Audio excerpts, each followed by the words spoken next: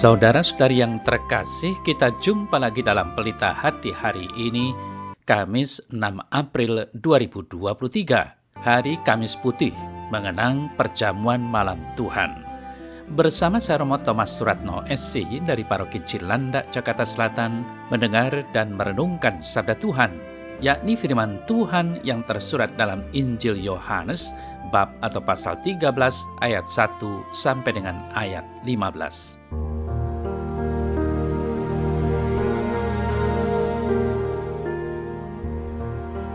Sebelum hari raya Paskah mulai, Yesus sudah tahu bahwa saatnya sudah tiba untuk beralih dari dunia ini kepada Bapa. Sebagaimana ia senantiasa mengasihi murid-muridnya, demikianlah sekarang ia mengasihi mereka sampai saat terakhir. Ketika mereka sedang makan bersama, iblis membisikkan dalam hati Yudas Iskariot, anak Simon, rencana untuk mengkhianati Yesus. Yesus tahu bahwa Bapa telah menyerahkan segala sesuatu kepadanya dan bahwa ia datang dari Allah dan akan kembali kepada Allah. Maka bangunlah Yesus dan menanggalkan jubahnya. Ia mengambil sehelai kain lenan dan mengikatkannya pada pinggangnya. Kemudian ia menuangkan air ke dalam sebuah basi dan mulai membasuh kaki murid-muridnya, lalu menyekanya dengan kain yang terikat pada pinggangnya itu. Maka sampailah ia kepada Simon Petrus.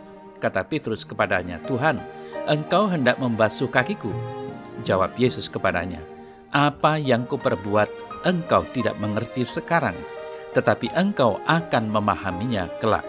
Kata Petrus kepadanya, "Selama-lamanya engkau tidak akan membasuh kakiku."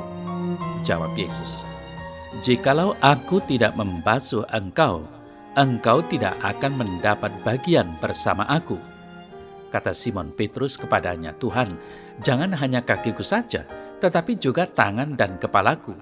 Kata Yesus kepadanya, "Barang siapa sudah mandi, cukuplah ia membasuh kakinya, karena ia sudah bersih seluruhnya. Kamu pun sudah bersih, hanya tidak semua." Yesus tahu siapa yang akan menyerahkan dia. Karena itu ia berkata, "Tidak semua kamu bersih." Sesudah membasuh kaki mereka, Yesus mengenakan pakaiannya dan kembali ke tempatnya. Lalu ia berkata kepada mereka, "Mengertikah kamu apa yang telah kuperbuat kepadamu? Kamu menyebut aku guru dan Tuhan, dan katamu itu tepat, sebab memang akulah guru dan Tuhan. Nah, jikalau aku Tuhan dan gurumu, membasuh kakimu, maka kamu pun wajib saling membasuh kaki. Sebab aku telah memberikan suatu teladan kepadamu, supaya kamu juga berbuat seperti yang telah kuperbuat padamu."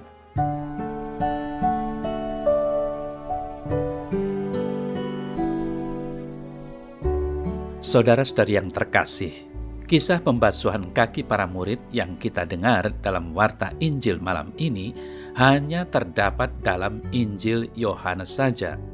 Kita tahu bahwa petikan ini dibacakan pada peringatan perjamuan Tuhan pada hari Kamis dalam Pekan Suci. Memang dulu lazim orang membasuh kaki sendiri sebelum masuk ke ruang perjamuan agar masuk dengan kaki bersih. Hanya tamu yang amat dihormati sajalah, misalnya seorang guru atau orang yang dituakan, akan dibasuh kakinya. Tapi ini dilakukan sebelum perjamuan mulai. Dalam Injil Yohanes, peran-peran tadi dibalik. Yesus sang guru kini membasuh kaki para muridnya. Lagi pula, pembasuhan ini terjadi selama perjamuan sendiri, bukan sebelum seperti biasa dilakukan orang pada waktu itu. Kiranya hendak disampaikan hal yang tidak biasa. Pembasuhan kaki di sini tidak ditampilkan semata-mata sebagai tanda memasuki perjamuan dengan bersih, tetapi untuk menandai hal lain. Apa itu? Baiklah kita dekati kekhususan penginjil Yohanes ini dalam menyampaikan kejadian-kejadian terakhir dalam hidup Yesus. Saudara-saudari yang terkasih, penginjil Yohanes menekankan, Yesus sadar bahwa dirinya datang dari Allah dan akan kembali kepada Allah, yakni asal-usulnya. Karena itu, mereka yang mengenalnya akan mengenali yang ilahi dari dekat. Ini semua diajarkan Yesus kepada para murid terdekat pada perjamuan malam terakhir itu dengan membasuh kaki mereka.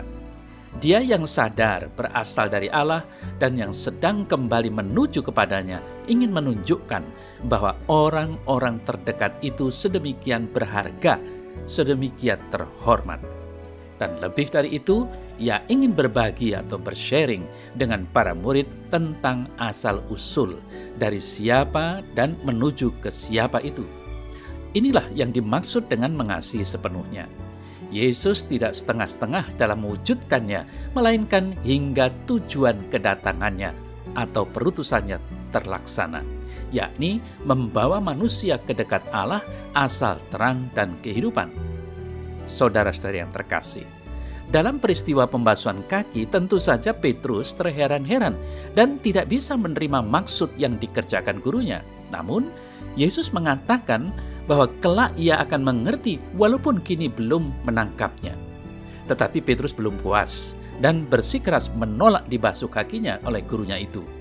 Pada saat itulah Yesus menjelaskan dan menegaskan, "Jikalau aku tidak membasuh engkau, engkau tidak mendapat bagian dalam aku."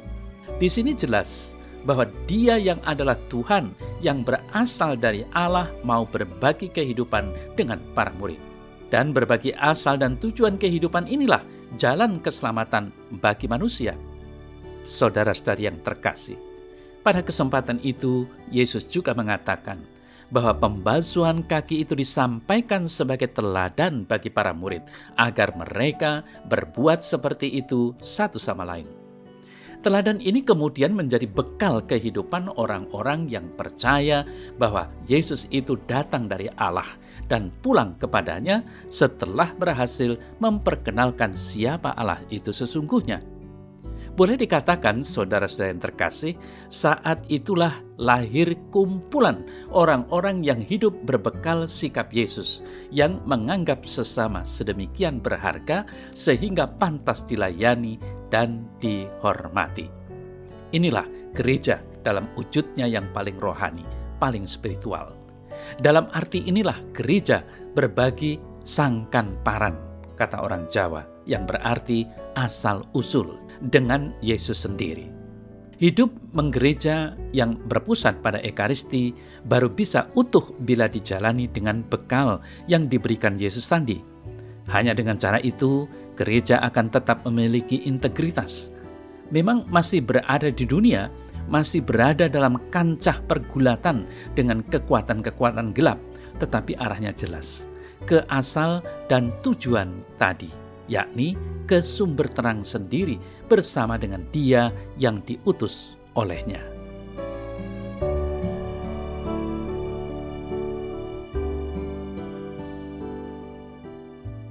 Dalam nama Bapa dan Putra dan Roh Kudus. Amin.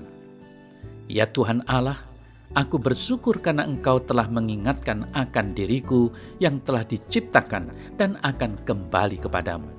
Semoga kasih yang telah kubagikan kepada sesama sungguh berkenan di hatimu dan mengarahkan diriku kepada kehidupan kekal abadi. Amin.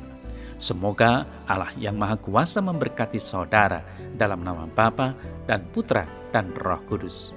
Amin.